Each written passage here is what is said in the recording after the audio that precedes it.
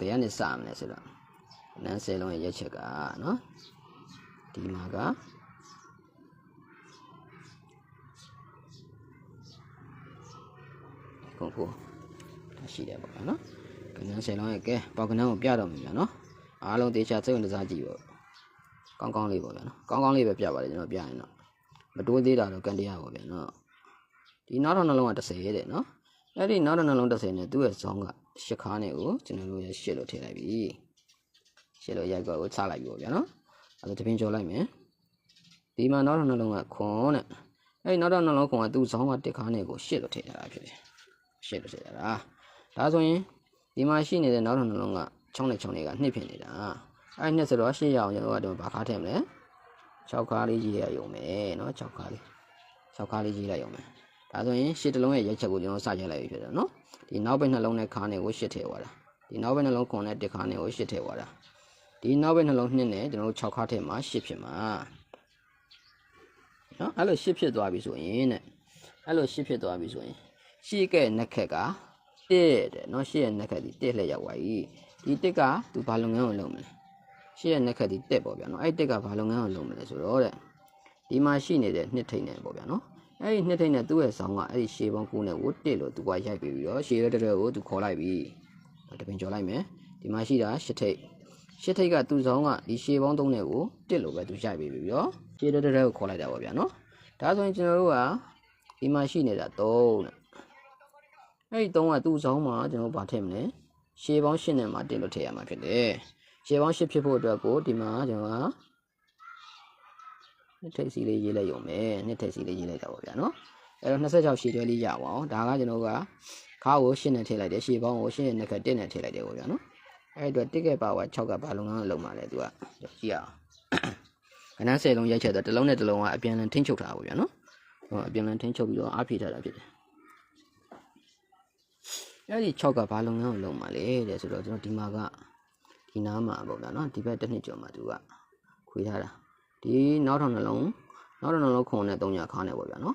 အဲ့ဒီ3လုံးပေါင်းကြီးဟာ3 4 3ညာဆိုတာကောင်က3လုံးပေါင်းကြီးခွန်ပေါ့ဗျာနော်အဲ့ဒီခွန်နဲ့ပဲခုနကကျွန်တော်ရထားတယ်ဒီရှေ့ပေါင်း9နဲ့ကို6လို့သူကပြည့်ကဲပါဝါ6ဆိုတဲ့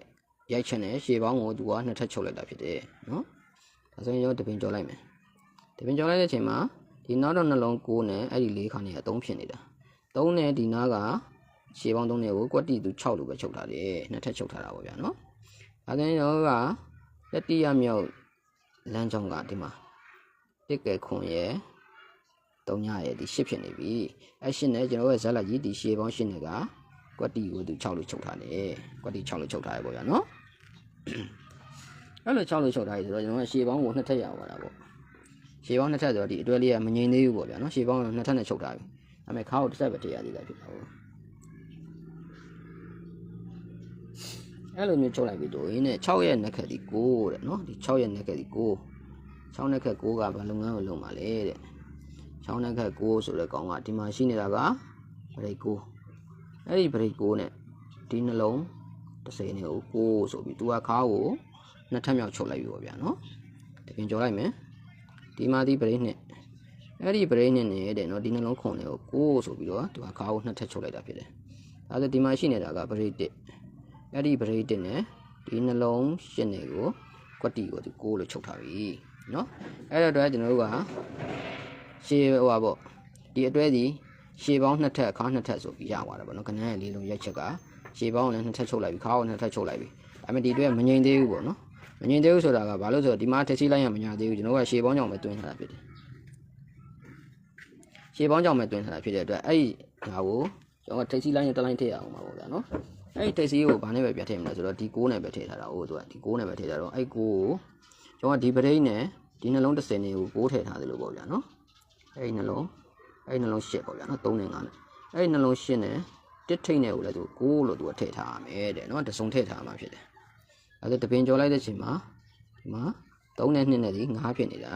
3နဲ့4နဲ့ဒီခွန်ဖြစ်နေတာနော်အဲ့ခွန်ကနှစ်ထိတ်နဲ့ကို9လို့လည်းသူကလိုက်ထည့်ထားရမှာဖြစ်တယ်ထိတ်စီးလက်ထည့်ခါလိုက်ထည့်ပေါ့ဗျာနော်အဲ့9တန်နဲ့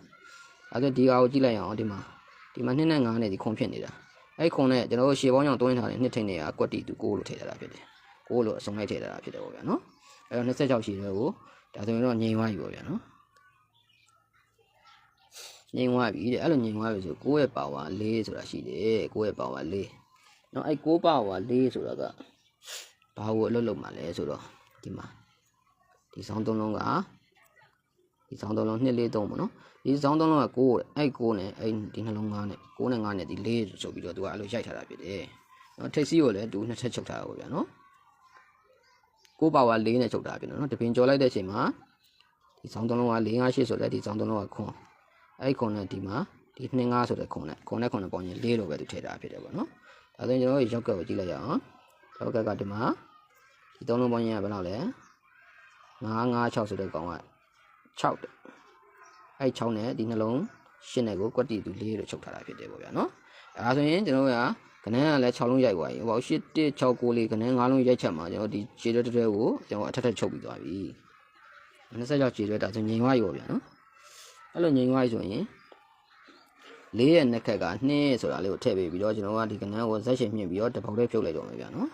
်ဇက်ရှင်မြင့်ပြီးတော့တပေါက်လေးဖြုတ်လိုက်တော့မယ်ဒီနေရာမှာဒီ26အတဲကိုကြိုက်တဲ့သူကနောက်ကနေတလုံးကတ်ပေါ့ဗျာနော်ကျွန်တော်ကတော့ကိုရှယ်ကိုကတ်ပြီးမှဖြစ်တဲ့အတွက်ဒီမှာသူ့ရဲ့ဇလန်က2ကိုရောက်သွားပြီကိုပါဝါ4 4နှစ်ခက်2သည်ဘာလုံးလုံးလုံးမှာလဲအဲဒီ4ရဲ့နှစ်ခက်2ပါလေတဲ့နော်4ရဲ့နှစ်ခက်2ဆိုတဲ့ကောင်ကဒီမှာဒီနောက်ထောင်နှလုံးက30တဲ့နော်အဲဒီနောက်ထောင်နှလုံး30နဲ့သူ့ရဲ့ဒီဆောင်ကနောက်ပေါင်း2နဲ့ကို2လို့ထည့်ပေးပြီးတပုံလေးဖြစ်သွားတာနော်ဒါရှင်းရှင်းလေးပဲဖြစ်သွားတာဖြစ်တယ်ဒီမှာနောက်ထောင်နှလုံးကခွန်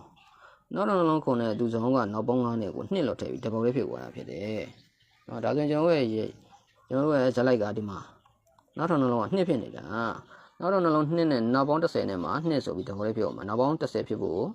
6ရှိတဲ့အတွက်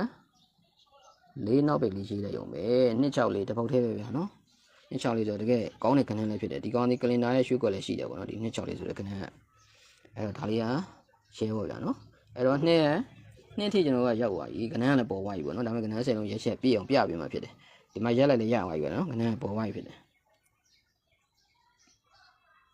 အဲ့လိုမျိုးရိုက်သွားပြီဆိုရင်အဲ့လိုနှစ်လို့ရိုက်သွားရင်သူကပို့ပြီးတော့တေချာဝအောင်နဲ့နော်ပို့တေချာဝအောင်ထိပ်စီးကိုအရှေ့ပေါင်းကိုနောက်တစ်ချက်တော့ထပ်ပြီးချုပ်ပေးဦးမယ်ဗျာနော်ပို့ငင်ကြအောင်ဗျာနော်ကျွန်တော်ကတိုက်ကွက်တော့လှုပ်လို့မရအောင်ချုပ်တာအဲ့တော့သူကလွတ်လွတ်နေရမသိဘူးပေါ့ဗျာနော်ဒီမှာ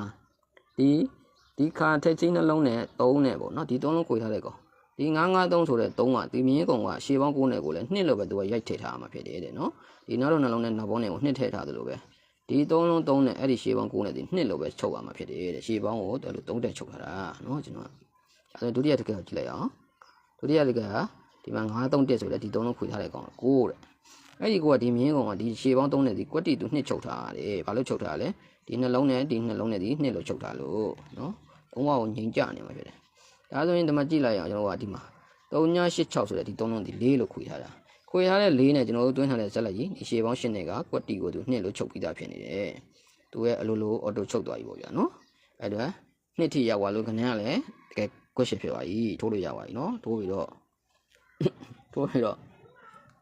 ့ပဲပြောတာပေါ့ဗျာနော်အဲ့ဒါဒီကနေ့ကကောင်းတာဟုတ်ဒီကနေ့ကကလင်နာမှာလည်းရှိရပါတော့ကလင်ဆိုင်ကတော့မပြတော့ပါအဲ့တော့ဒီမှာအဲ့တော့2ရက်ပါသွားဒီခွန်အလှည့်ရောက်သွားပြီဒီခွန်ကဘာလုပ်ငန်းလုပ်မှာလဲတဲ့နော်2ပါသွားခွန်ကဘာလုပ်ငန်းလုပ်မှာလဲဆိုတော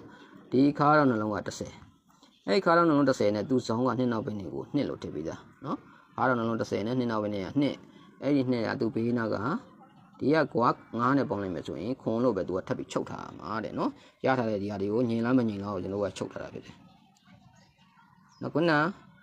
ဒီမှာတလုံးဒီမှာတန်ခဲ့တာပေါ့နော်9ရက်ပါက4ရက်ချက်ရက်တုန်းကအဲ့4နောက်ပိတ်တွေကအော်တို4ဆို4ရဲ့နောက်ပိတ်တွေကသူအလိုလိုသွင်းပြီးသားလည်းဖြစ်သွားတယ်ပေါ့ဗျာနော်ကျွန်တော်နောက်ပေါင်း2ကိုသွင်းလိုက်တဲ့အချိန်မှာအဲ့လိုတွေရှိတယ်နော်အဲ့ဒါကိုပုံငင်ကောဒီခွန်နဲ့ထပ်ပြီးတော့ချုပ်ထားတာဖြစ်တယ်ဒီခါနှလုံး30နဲ့2နောက်ပိတ်တွေကို2အဲ့ဒီ2ကိုခွန်9နဲ့ပေါင်းလိုက်ခွန်လို့လည်းသူချုပ်ထားရမယ်တဲ့နော်ဒုတိယတစ်ခါကိုကြည့်လိုက်မယ်ခါနှလုံးကခွန်အဲ့ခွန်နဲ့4နောက်ပိတ်တွေက1လို့ထည့်ထားတာအဲ့1နဲ့သူဘေးနာကကွာ6နဲ့ကိုကွက်တီကိုသူခွန်လို့လည်းချုပ်ပြီးသားဖြစ်နေတယ်ပေါ့ဗျာနော်အဲ့ဒါစလုံးရဲ့အချင်းချင်းပံ့ပိုးမှုဆိုတာအဲ့ဒါပဲပေါ့ဗျာနော်ကျွန်တော်ရဲ့ဒါစိတ်တိုင်းအကြဆုံးတိုက်ကွက်ဖြစ်တယ်ကြာရင်ဆွဲလို့ရရင်တော့ဒါဆိုရင်ဒီမှာကြည့်လိုက်အောင်ဒီခါတော့နှလုံး6နဲ့သူ့ဆောင်က9နောက်ပိတ်နဲ့က1ဖြစ်နေတာအဲ့1နဲ့ဘေးနာကကွာ6နဲ့ကကွက်တီကိုခွန်လို့ချုပ်ပြီးသားဗျာနော်ကွက်တီခွန်ချုပ်ထားတာဖြစ်တယ်လုံးဝငြိမ်စင်းနေရမှာဖြစ်တယ်ပေါ့ဗျာနော်အဲ့ခွန်ရဲ့နှက်ခက်က3ညကိုရောက်သွားပြီအဲ့လိုခွန်လို့ထည့်လိုက်ပြီ तू ကနောက်ပိတ်ကိုလည်းထပ်ပြီးချုပ်လိုက်မှာပေါ့ဗျာပိုငြိမ်ကြအောင်ပေါ့ဗျာနော် ကိုငင်းကြအောင်ငင်းပြီးငင်းအောင်ကြာနေအောင်ချုပ်ထားတာဖြစ်တယ်ဒီသုံးထိပ်စီနဲ့အဲ့ဒီမြင်းကုံက၄နောက်ပိတ်နဲ့ကိုလည်းသူကခွန်လို့သူကအဲ့လိုတစုံချုပ်ထားသေးတာပေါ့ဗျာနော်ခွာပေါင်းချုပ်ထားသလိုနောက်ပိတ်ကိုလည်းထပ်ချုပ်ထားသေးတာဖြစ်တယ်ဒီမှာလည်းသုံးထိပ်စီနဲ့အဲ့ဒီမြင်းကုံက၄နောက်ပိတ်နဲ့ဒီကွက်တီခွန်ချုပ်ထားတာဒီမှာလည်းသုံးထိပ်စီပဲဒီမှာတွင်းထားတာလည်း၄နောက်ပိတ်ကိုကွက်တီကို3 4ဆိုတဲ့ခွန်ကိုချုပ်ထားတာဖြစ်တယ်34ကိုပုံတူကိုချုပ်ထားတာဖြစ်တယ်ပေါ့နော်သူအလိုလိုဝင်လာတဲ့အဲ့၄နောက်ပိတ်ကလေးလည်းဖြစ်နေတယ်အဲ့လိုလေလာလုံးဝချုပ်ပြီးသားဖြစ်နေပေါ့နော်ငင်းစင်းနေပြီငင်းစင်းနေတွဲဖို့ပဲရှိတော့တယ်အဲ့တော့ခွန်ရဲ့နက်ခက်ဒီကျွန်တော်က3ညကိုရောက်သွားပြီခဏရဲ့ရိုက်ချက်ကဒီ9ကိုရောက်လာပြီကျွန်တော်8ကနေစတာ8 6 9 4 2ခွန်3ညဆိုတဲ့8လုံးမြောက်ကိုရောက်လာပြီခဏကတော့ပေါ်နေပေါ့ဗျာနော်သူကလုံးဝကိုငိမ့်နေအောင်ကျွန်တော်ကထည့်ရတာဖြစ်တဲ့အတွက်အဲ့ဒီ3ညရဲ့ရိုက်ကွက်ကဘယ်လိုရိုက်သွားလဲတဲ့နော်3ညရဲ့ရိုက်ကွက်ကလည်းရှင်းပါတယ်ဒီမှာတော့ကျန်းနေသေးတာကျွန်တော်ကရှေ့ပေါင်းနဲ့လည်းပြီးသွားပြီနောက်ပေါင်းနဲ့လည်းပြီးခွာပေါင်းနဲ့လည်းပြီးဘရိတ်ကကျန်းနေတာပေါ့နော်ဘရိတ်ကျန်းနေတာဖြစ်တဲ့အတွက်ဒီမှာဒီနောက်ပိတ်3လုံးက3 2ဆိုတဲ့အဲ့ဒီနောက်ပိတ်3လုံးကခွန်နော်3 2ဆိုတဲ့နောက်ပိတ်3လုံးခွန်နဲ့အဲ့ဒီဘရိတ်နဲ့ဒီကွက်တီကိုသူ30လို့ချုပ်ထားအောင်မယ်တဲ့နော်ချုပ်ပြီးသားပဲဒါဆိုရင်ကျွန်တော်တပင်ကြောလိုက်ဗျာတပင်ကြောလိုက်ရင်3နောက်ပိတ်6နောက်ပိတ်4နောက်ပိတ်ဒီနောက်ပိတ်3လုံးက3နဲ့အဲ့ဒီ3နဲ့ဘေးနားကဘရိတ်ခွန်နဲ့ပေါင်းလိုက်30ဗျာကွက်တီကိုချုပ်ထားပြီးသားဘုံကလုံမရဘူးပေါ့ဗျာနော်ဒါဆိုရင်ကျွန်တော်ရဲ့ရောက်ကကြည့်လိုက်မယ်ဒီနောက်ပိတ်2နောက်ပိတ်5နောက်ပိတ်ဒီနောက်ပိတ်3လုံးက8အဲ့ဒီ8နဲ့ကျွန်တော်ရဲ့ဇက်လိုက်ကြီးဗရိတ်2နဲ့ကကွက်တီကိုသူ30ချုပ်ထားတာနော်ဒီကိုငြင်းစင်းနေတာဖြစ်တယ်ကြိုက်တယ်မလားကြိုက်ရင်လက်ခုပ်လေးတီးလို့ရပြီတကယ်ကိုရှယ်ပဲဗျာနော်ပြတာကိုရှယ်ပဲပြီးခဲ့တဲ့ဘွဲပြထားတဲ့6 4 8တို့5 9 9တို့တစ်ဆိုင်ထဲပါပဲနော်ဒီတပုံစံနဲ့ပဲဒါကျွန်တော်စိတ်တိုင်းကြဆုံးဘယ်နဲ့22နှစ်ပဲတော့ပေါ့အဲ့တော့3ညပါဝါ9လေရောက်ပါပြီ3ညရဲ့ပါဝါလေး9အဲ့ဒီ9ကဘာကိုလုပ်ငန်းကိုလုပ်လဲဆိုတော့ဒီမှာရှိနေတာကတဲ့နှစ်ထိပ်စီတဲ့နော်အဲ့ဒီနှစ်ထိပ်စီနဲ့သူ့ဆောင်ကခုနကရောဇက်လိုက်ဒီပရိတ်နဲ့ဒီကွက်တီသူ9ချုပ်ထားရမယ်ဒီနှစ်ထိပ်စီနဲ့ဒီပရိတ်3တွေကလည်း9လို့ချုပ်ထားအောင်ပရိတ်ကိုလည်းအဲ့လို2ထပ်ချုပ်ထားရမှာဖြစ်တယ်ပေါ့နော်တပင်ကြောလိုက်ဒီမှာ8ထိပ်စီအဲ့ဒီ8ထိပ်စီနဲ့သူ့ဆောင်ကဒီပရိတ်ခွန်တွေကလည်းကွက်တီ9လို့ချုပ်ထားပြီးသားဖြစ်နေတယ်နော်ဒါမှမကြိုက်ပါဘူးကြိုက်မှာတော့ဒီမှာ3ထိပ်စီအဲ့ဒီ3ထိပ်စီကသူ့ဆောင်ကဒီမှာကျွန်တော်ကဇက်လိုက်ဒီပရိတ်2နဲ့ဒီကွက်တီ9လို့ချုပ်ပြီးသားဗျာနော်ကွက်တီ9လို့ချုပ်ထားတာဖြစ်တယ်အဲ့တော့သူ့ရဲ့ရိုက်ချက်က3တလုံးပဲကျန်တော့တာဖြစ်တယ်3တလုံးကမပြရင်တော့ရသွားပြီပေါ့နော်အဲ့ဒါကဘယ်လိုထည့်သွားတာလဲဆိုတော့တဲ့နော်ပင်3ပင်ဒီမှာဒီ3ညာ4 5ပေါ့နော်ဒီလိုခွေထားတဲ့3လုံး3ညာ4 5 3လုံးပေါင်းချင်း9ပေါ့ဗျာနော်ဒီ3ညာ4 5ဆိုတဲ့ဒီ3လုံးခွေထားတဲ့9နဲ့ဒီနောက်ဘက်4နဲ့ဒီ3တော့သူချုပ်ထားအောင်မယ်နောက်ဘက်ကလည်း4တက်လောက်ချုပ်ထားအောင်ဗျာနော်ဒီမှာ3 6 3ညာ9ပဲအဲ့ဒီ9နဲ့ဒီမှာ4နောက်ဘက်နဲ့ကိုလည်း3လုံးပဲသူချုပ်ထားတာပေါ့ဗျာနော်ဒီမှာ6ခွန်နဲ့6ထိပ်စီနဲ့ဒီ9အဲ့9နဲ့ဒီမှာ4နောက်ပိတ်နဲ့ကိုလည်းကွက်တီသူ3လို့ချုပ်ထားတာဖြစ်တယ်နော်လုံးဝလှုပ်မရအောင်ချုပ်ထားဒီကနန်းက264ဒီတစ်ပတ်ကိုကျွန်တော်ကဒီပရိနှစ်တစ်မျိုးလေးကင်မှာဖြစ်တယ်ပေါ့ဗျာနော်အားလုံး site ကတော့အားလုံးအမြင်ပဲဖြစ်တယ်ဗျာနော်ကျွန်တော်ကကောင်းဖို့ပဲလုပ်လို့ရတယ်